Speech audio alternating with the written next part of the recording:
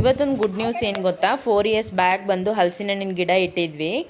ಆ ಹಲಸಿನ ಹಣ್ಣಿನ ಗಿಡ ಇವಾಗ ತುಂಬ ದೊಡ್ಡದಾಗಿ ಇವಾಗ ಒಂದು ಕಾಯಿ ಬಿಟ್ಟಿದೆ. ತುಂಬ ಕಾಯಿಗಳು ಬಿಟ್ಟಿದ್ವು.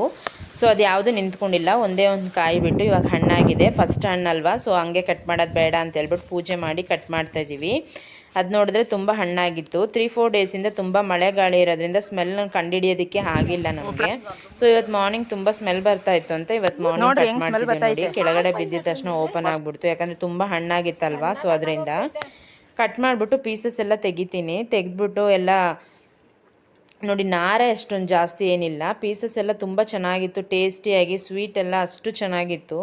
ಬೇರು ಬಂದುಬಿಟ್ಟಿದೆ ಬೀಜದಲ್ಲೆಲ್ಲ, ಆ ಲೆವೆಲ್ಗೆ ಹಣ್ಣಾಗಿದೆ ನೋಡಿ. ನಾರೆ ಅಷ್ಟೇನೂ ಇಲ್ಲ, ಕಾಯಿ ಬಂದು ತುಂಬ ಚೆನ್ನಾಗಿತ್ತು. ಸೊ ನೇಬರ್ಸ್ಗೆ, ಫ್ರೆಂಡ್ಸ್ಗೆ ಸ್ವಲ್ಪ ಪ್ಯಾಕ್ ಮಾಡಿ ಇಟ್ಟಿದ್ದೀನಿ, ಎಲ್ಲರಿಗೂ ಕೊಡೋಣ ಅಂತೇಳ್ಬಿಟ್ಟು. ಫಸ್ಟ್ ಹಣ್ಣಲ್ವಾ, ಅದರಿಂದ. ನಿಮ್ಗೆ ಯಾರಿಗೆಲ್ಲ ಹಲಸಿನ ಹಣ್ಣು ಅಂದರೆ ತುಂಬ ಇಷ್ಟ, ಕಮೆಂಟ್ ಮಾಡಿ ಫ್ರೆಂಡ್ಸ್. ಬಾಯ್.